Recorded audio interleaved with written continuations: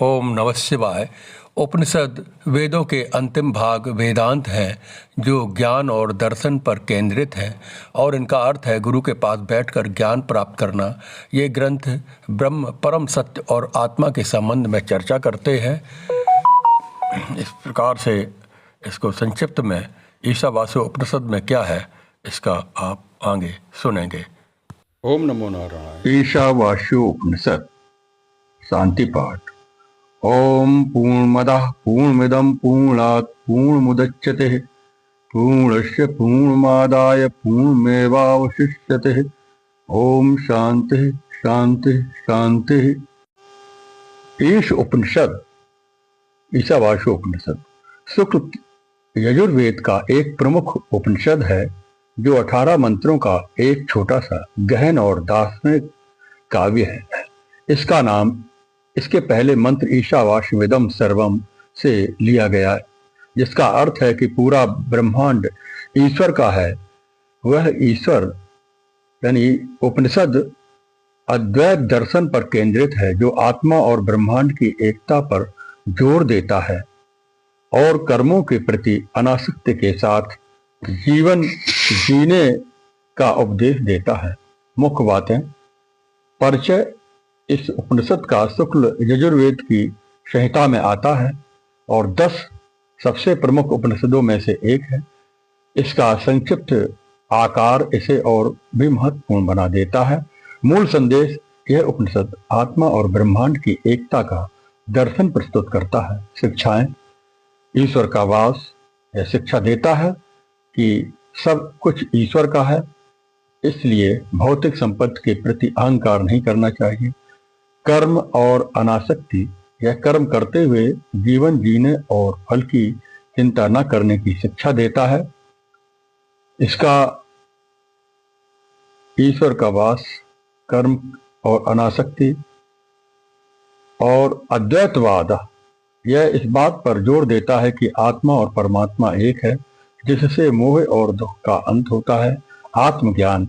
यह आत्मज्ञान और समाधि के माध्यम से ईश्वर को जानने का मार्ग बताता है।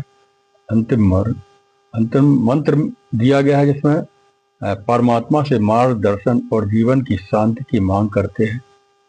इसमें मुख्य सार है ईशावास्य उपनिषद का मुख्य सार।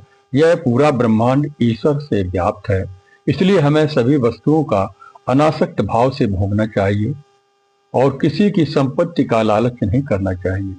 इसका मुख्य संदेश त्याग और संतोष, ज्ञान के माध्यम से मोक्ष की प्राप्ति है, और जो कर्म और ज्ञान दोनों के समन्वय से संभव है।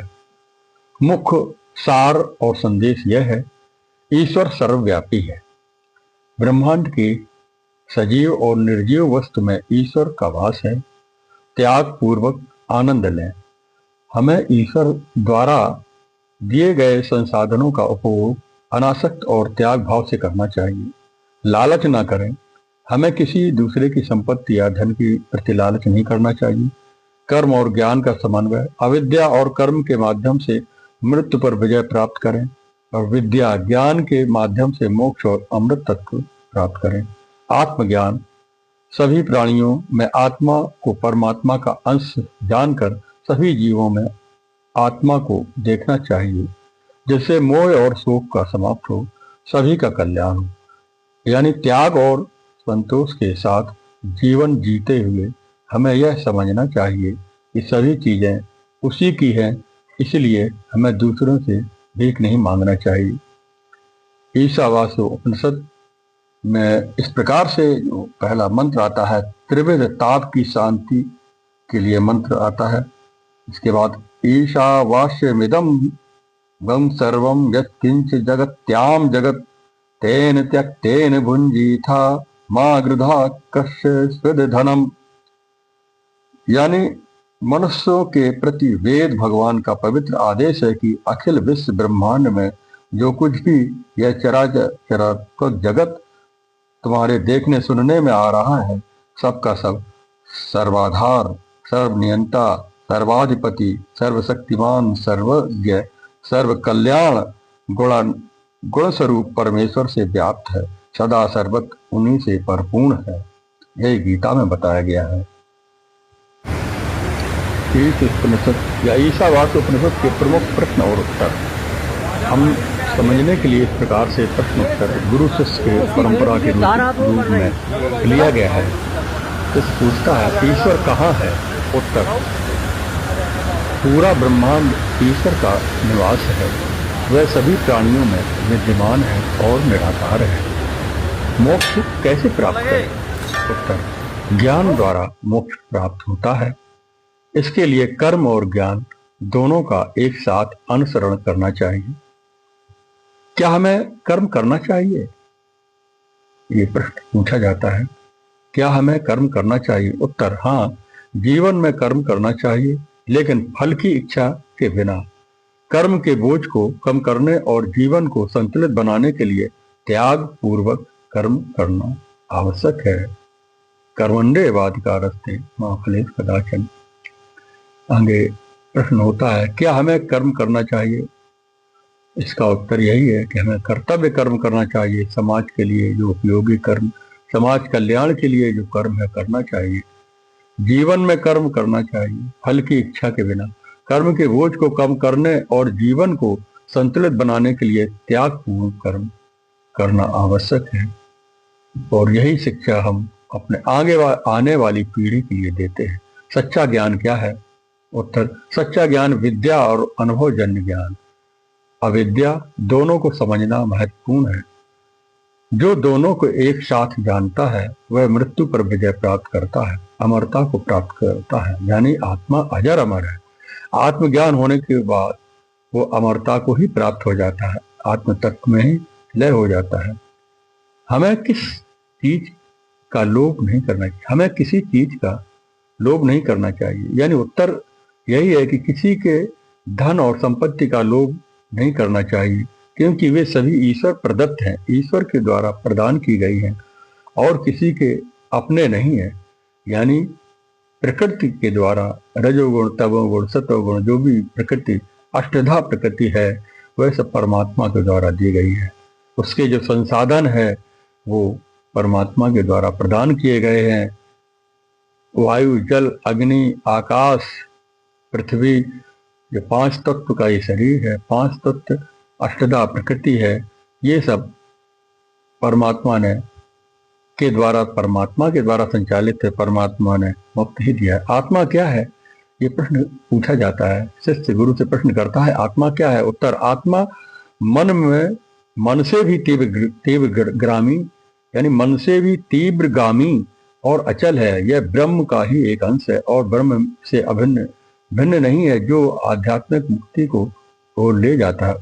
हमें क्या करें? हमें क्या करना चाहिए? उत्तर, हमें ईश्वर को हृदय से भसते हुए सभी के प्रति अहिंसा का भाव रखना चाहिए।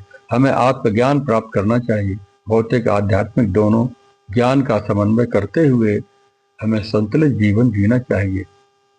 और प्रश्न ईशावास्य उपनिषद के मुख्य प्रश्नों में ये आते हैं। प्रश्न के माध्यम से सहजता से हम समझ सकते हैं, यानी सत्य का मुख किससे ढका है? उत्तर, सत्य का मुख एक हिरण्येन पात्रेण स्वर्णिम पात्र से ढका हुआ है। लोभ, लालच, ममता।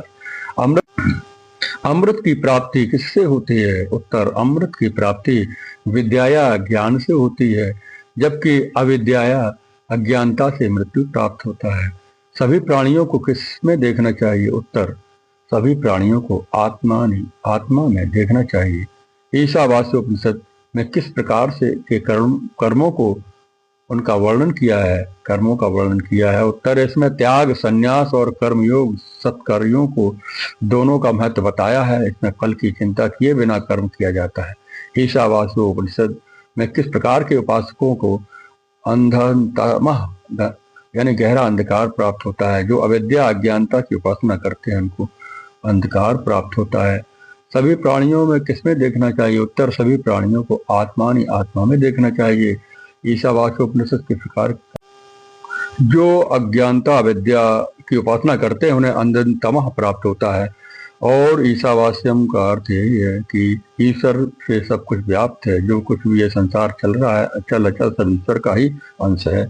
ईश्वर सब जगह व्याप्त है, सब में ईश्वर व्याप्त है। परमात्मा जो माम पश्चात सर्वम पश्यते। इस प्रकार भगवद गीता में भी इस प्रकार का उपदेश मिलता है।